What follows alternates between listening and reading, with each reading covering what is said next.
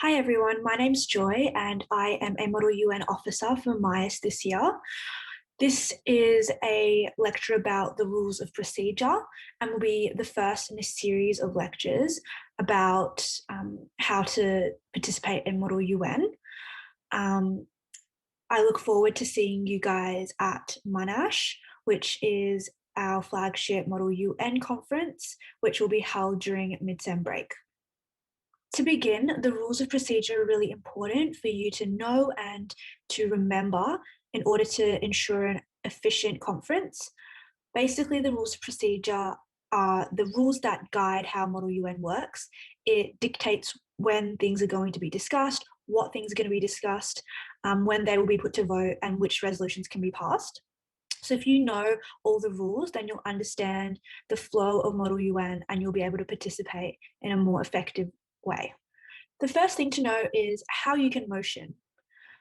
The way to motion is that the chair of your committee will typically open the floor for motions.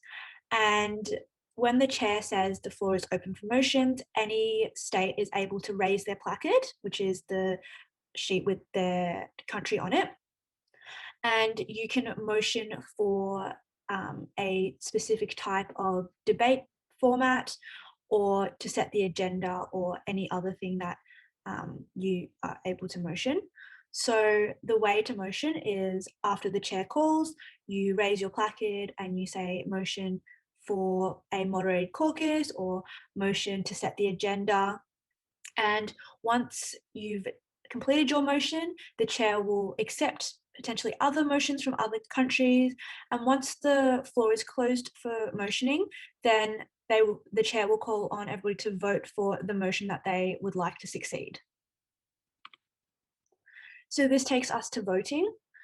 Numbers can be different for the different types of voting, and you just need to listen to your chair and they'll let you know what is required. But there are two main types of vote. So the procedural vote, which is all about procedure. For this, you can either vote yes or no. On substantive matters that actually have to do with the topic. So for example, at the end of the day, there might be a resolution that's passed and you can vote yes, no, or you can abstain. So on to the first order of business. The roll call is always at the start of the day. So the chairperson will read aloud the names of each member state, and you just need to say present or present and voting. So the difference between these two is that if you just say you're present, then you can vote yes, no, or abstain on the substantial votes, as we talked about before. However, if you say present and voting, you're not allowed to abstain. So you have to vote yes or no. The next thing is the quorum.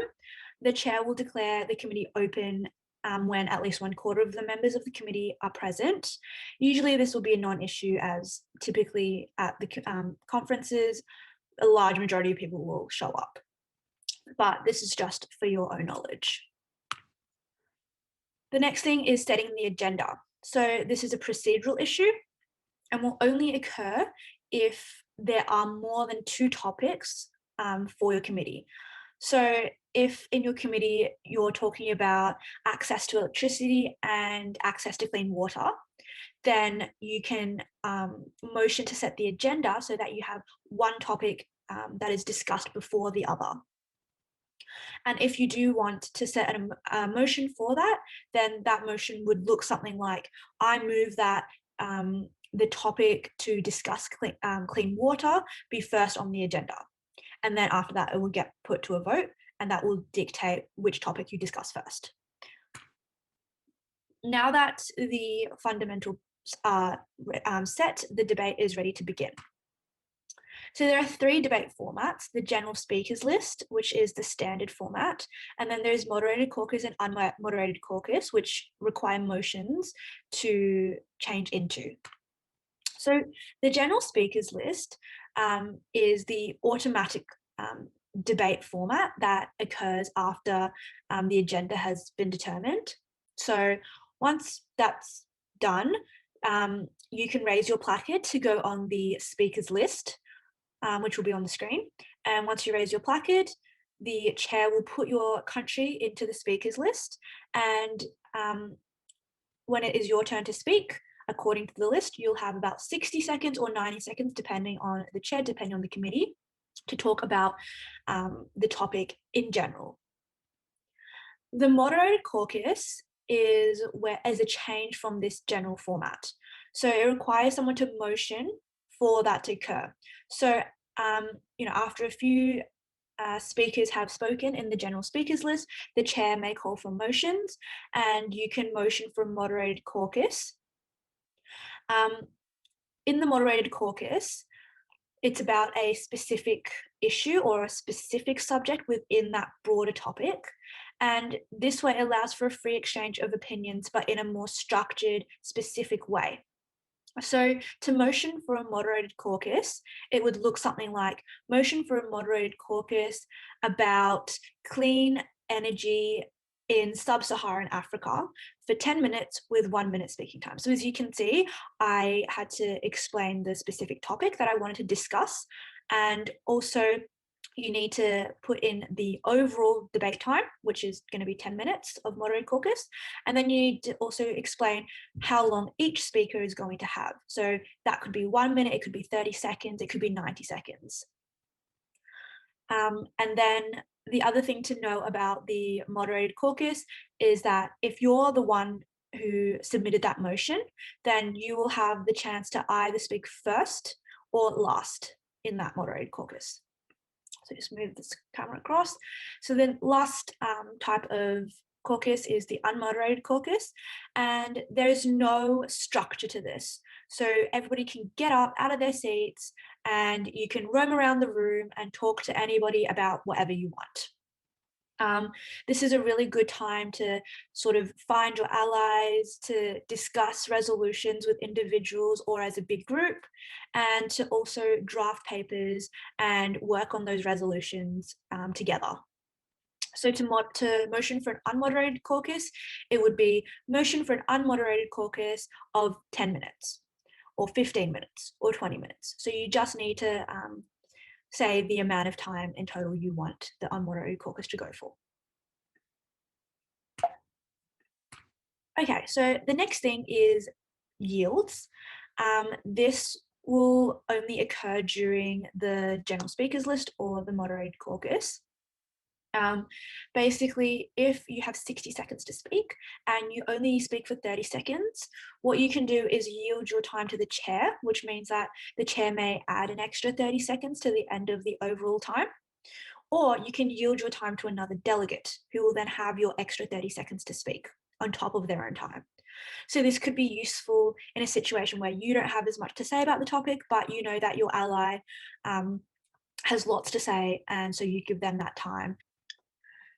The right of reply is sometimes a very fun thing. So it's a special rule that can be invoked where a delegate feels that their nation has been insulted by another delegate in their speech. So the first thing to do is you need to raise a right of reply, which is by raising, your placard and saying, I want to raise a right of reply. The chair will then grant that right of reply, but not in every circumstance. It's entirely up to the chair discretion. If the chair feels like the insult was not great enough, then the chair is free to refuse your request. If you're granted the right of reply, then you can demand that the offending nation grant you an apology or take back what they said. At the end of the day, there's going to be a suspension or adjournment of the debate. So if the committee is going to recommence later, so for example, after lunch, or maybe it's the end of the day and you're going to come back tomorrow, then someone will need to a motion to suspend all the committee functions until that next meeting. And that motion will go to immediate voting and a majority is needed to pass. That's usually a non-issue, as everybody is obviously going to be keen for lunch or to go home. And you just need to remember that at the recommencement of the next meeting, then there will also need to be a motion to resume the debate. When the entire committee is finished, so at the end of the conference, the delegates need to move to close the debate, and this will then be voted on. After the closure of the debate, then there will be a motion to move the committee to immediate voting procedure. So this will be to vote on the resolutions and the draft papers, which is something we're going to be discussing in a later lecture. So this will be voting on the actual substance of the committee, the resolutions, the papers that have come out of it. And after that's voted on, then the committee is closed officially, and that is the end of the conference. So that is pretty much the entirety of the rules of procedure that you need to really know and grasp before you go to the committee or go to your conference. It'll just be very helpful for you to know all these basic rules so that you can participate to the best of your ability. Thank you for joining me today, and I look forward to seeing you at MUNash.